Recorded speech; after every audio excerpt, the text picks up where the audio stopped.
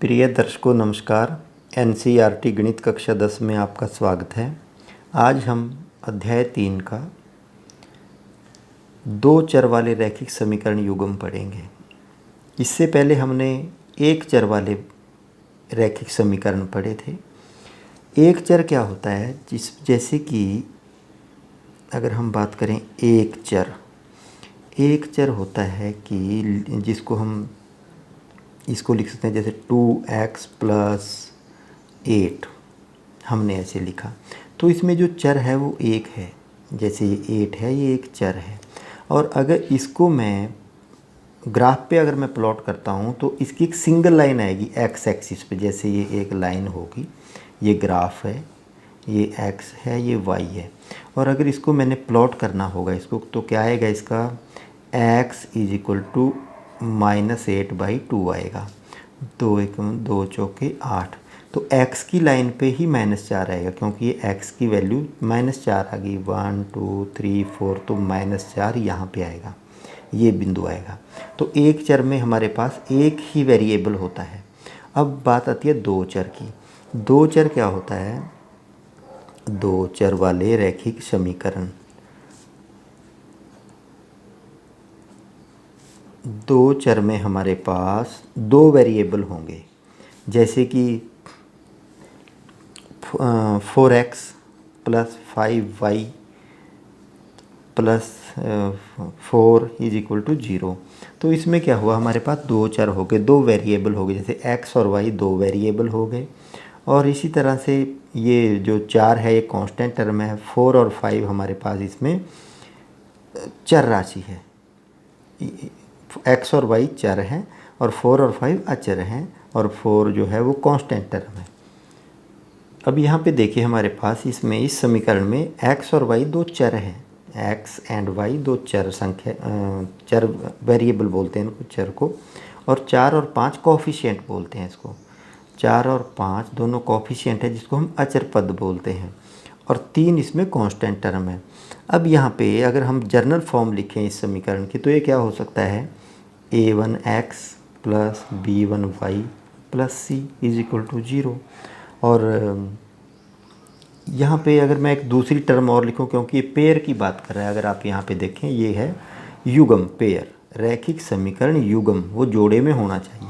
तो जोड़े में अगर इसको करना है, तो यहाँ पे अगर मैं दूसरी एक इक्वेशन लिखूँ, a2x + b2y + ये इसको c1 करना पड़ेगा, इसको c2 करना पड़ेगा। तो ये देखिए आप यहाँ पे, ये दोनों एक, ये इसका फॉर्मेट है, जो हमारी जनरल इक्वेशन होती है उसका फॉर्मेट है। तो यहाँ पे अगर आप देखिए, अब यहाँ पे आप देखिए हमारे पास अगर इसकी हम बात करें, ये जो मैंने दो समीकरण लिखे हैं, इसमें a1 b1 c1, a1 b1 c1, a2 b2 c2, a2 b2 c2, ये हमारे पास रियल नंबर्स हैं, जिसको हम बोलते हैं वास्तविक संख्याएं। वास्तविक संख्याएं हैं ये, और जो इंग्लिश वाले बच्चे हैं वो इनको रियल नंबर्स बोलते हैं। अगर ये रियल नंबर्स हैं तो इसमें जीरो नहीं होना चाहिए। इसमें अगर किसी में यहाँ पे जीरो आ गया, तो 0 × x तो जीरो हो जाएगा, तो फिर ये एक इक्वेशन नहीं रहेगी हमारे पास दो चर वाली। इसलिए यहाँ पे इनके जो अचर जो पद है वो जीरो नहीं होना चाहिए। अब जो हमारी रैखिक समीकरण है, जो लीनियर इक्वेशंस जो हमारी हैं, उसमें जो चर पद है वो जीरो नहीं होना चाहिए, क्योंकि अगर वो जीरो हो गया तो ये, जैसे कि x है, अगर ये जीरो हो जाएगा तो फिर ये तो सारी की सारी जो वैल्यू है इनकी जीरो में कन्वर्ट हो जाएगी। तो ये जीरो नहीं होना चाहिए, लेकिन ये वास्तविक संख्याएं होती हैं। अब हम इस टाइप के जो हमारी समस्या हैं, इस टाइप के जो क्वेश्चन हमारे पास आते हैं, उसको हमारे पास सोल्व करने के दो तरीके हैं। कैसे हैं? एक, सबसे पहले उसको हम बोलते हैं कि कौन से तरीके से सोल्व होगा, उसको बोलते हैं ग्राफिकल मेथड। ग्राफिकल मेथड है एक, और दूसरा है एल्जेब्रिक मेथड, एल्जेब्रिक, दूसरा है एल्जेब्रिक मेथड।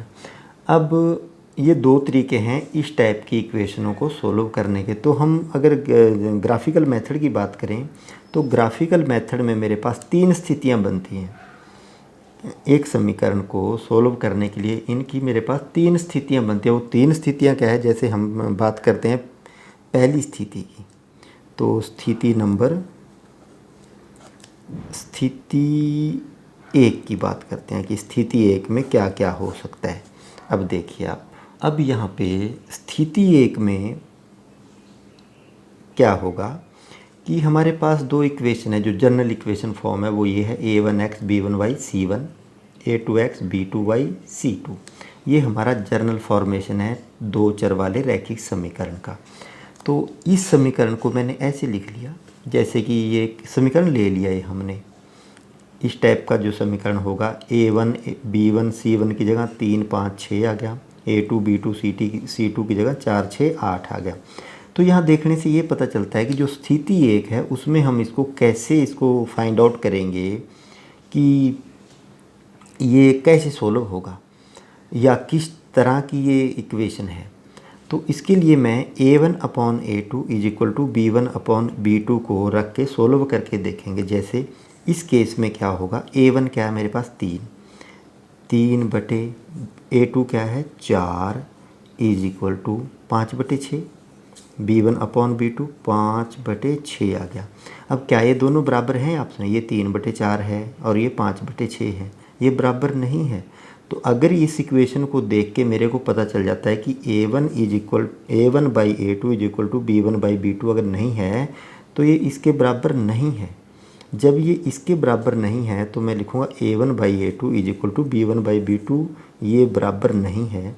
जब ये बराबर नहीं होगा और कोई ऐसी इक्वेशन मेरे पास आएगी तो उसकी जो रेखाएं होंगी, जब मैं उसको ग्राफ के ऊपर दिखाऊंगा आपको, जब उसको ग्राफ पे हम सोल्व करते हैं तो वो कुछ इस तरह से होंगी। जैसे ये ग्राफ है मेरे पास, ये एक ग्राफ है मेरे पास 1 2 3 4 ऐसे करके 1 2 3 4, ये माइनस में ये x और ये y है और ये y प्लस चला गया, ये x डैश है, ये x डैश है और ये y है और ये y डैश है। तो 3 4, तो इसकी जो रेखाएं ग्राफ पे बनेंगी तो वो कुछ इस तरह से बनेंगी। वो रेखाएं ऐसे आपस में प्रतिच्छेदित करेंगी, ऐसे जब वो लाइनें एक दूसरे को वो क्रॉस करेंगी। जब a1/a2 और b1/b2 के बराबर नहीं होगा तो ग्राफ के ऊपर वो इस तरह का इसका चित्र बनेगा और ये इसको एक ही बार प्रतिच्छेदित करेंगे। उसके बाद इनको कितनी भी आगे और इस साइड में लेफ़्ट राइट नॉर्थ साउथ किसी भी साइड में इसको घुमाइए तो ये दोबारा कभी भी उसको टच नहीं करेंगी। तो इससे हमारे पास निष्कर्ष क्या निकलता है? निष्कर्ष ये निकलता है कि ये जो रेखाएं हैं, अगर a1/a2 is not equal to b1/b2 आता है तो ये रेखाएं प्रतिच्छेदित करेंगी। अब जब ये ऐसा होगा तो सबसे पहले तो क्या होगा, इसके 3 पॉइंट हम लिखते हैं कैसे, जैसे रेखाएं प्रतिच्छेदित करेंगी। ये जो रेखाएं होंगी, अगर a1/a2 is not equal to b1/b2 आता है समीकरण में, हमने देख लिया ऐसा करके, तो ये एक तो रेखाएं प्रतिच्छेद करेंगी एक दूसरे को।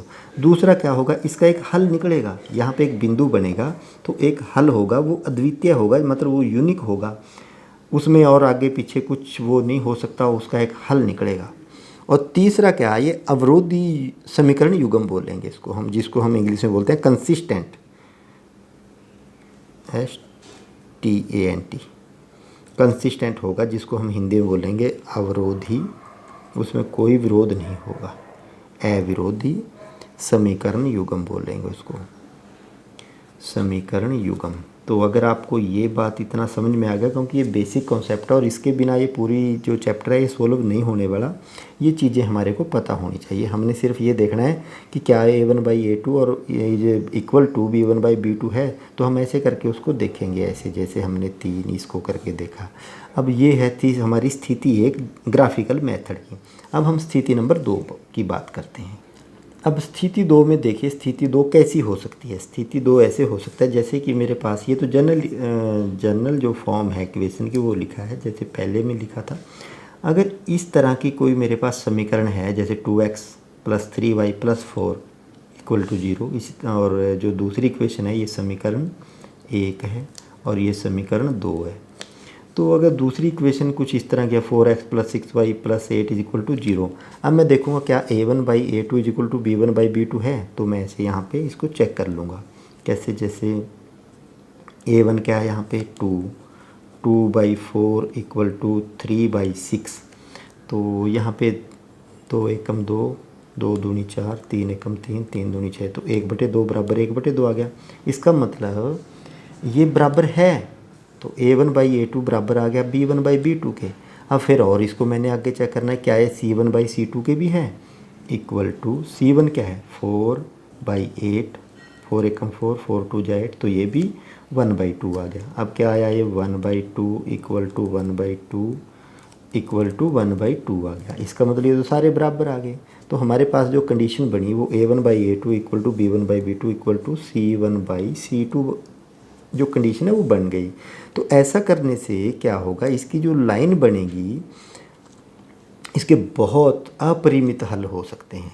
पहली बात तो ये है कि इसके अपरिमित हल हो सकते हैं, बहुत ज़्यादा हल हो सकते हैं। अगर कंडीशन हमारे पास ये बनती है A1/A2 B1/B2 C1/C2, तो अगर ये बराबर हो जाते हैं तो अपरिमित रूप से अनेकों हल हो सकते हैं उसके।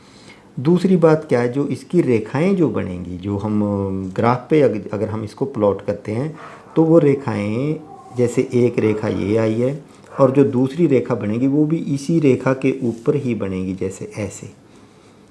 तो ये रेखाएं अगर ऐसे बनती हैं तो इसको बोलते हैं संपाती रेखाएं। तो जो रेखाएं बनेंगी, रेखाएं संपाती होंगी, रेखाएं संपाती होंगी। अब ये भी कंसिस्टेंट होगा। ये जो अगर कंडीशन ऐसे बनती है तो ये भी हमारा कंसिस्टेंट होगा, कंसिस्टेंट होगा ये भी। तो ये हमने कंपैरिजन मेथड से हम इसको चेक कर रहे हैं और चेक करने का तरीका यही है और इसी तरह से हमने इसको चेक करना है। अब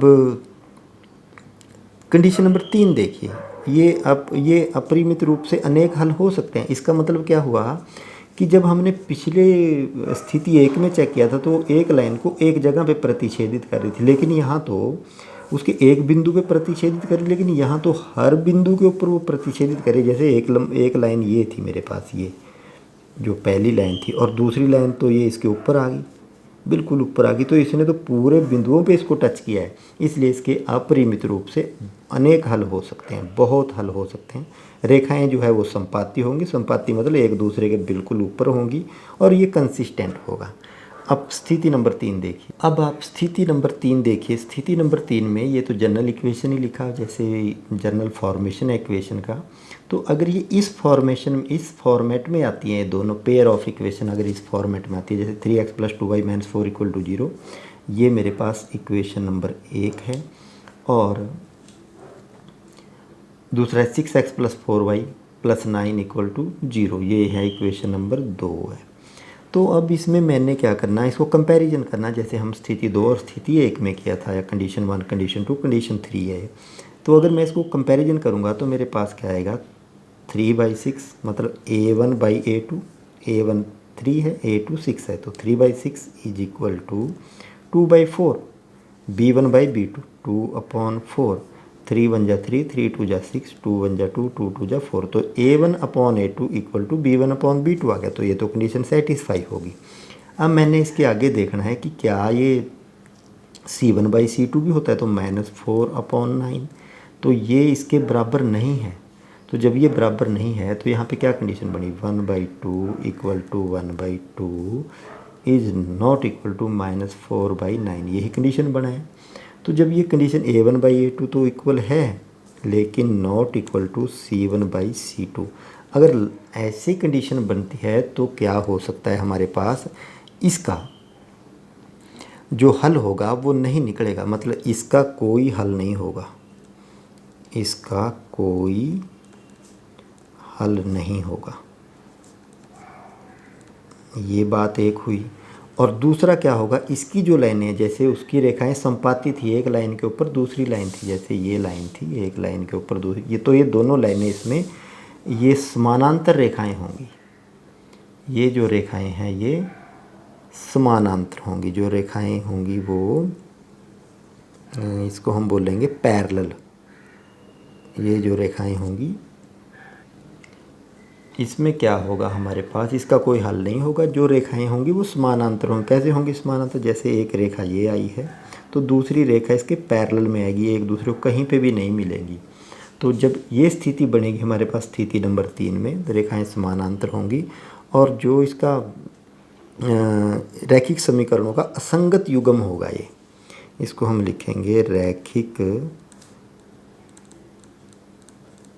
समीकरणों का असंगत युग्म होगा। युग्म मतलब जोड़ा, असंगत युग्म होगा जब कंडीशन ऐसी बनेगी, जिसको हम बोलते हैं इनकंसिस्टेंट, INCONSISTANT, इनकंसिस्टेंट होगा ये। तो ये आपका जो हमने ग्राफिकल, जो हमारे पास 3 स्थितियों से इनको हम कंपैरिजन करके देखना था, आगे इसके क्वेश्चन आएंगे, ये तरीका था। दूसरा अभी मेरे पास अलजेब्रिक मेथड, अब तरीका है अलजेब्रिक मेथड। अब अलजेब्रिक मेथड को देखिए आप कि इसको हम इस तरीके से अलजेब्रिक मेथड से हम कैसे सोल्व कर सकते हैं।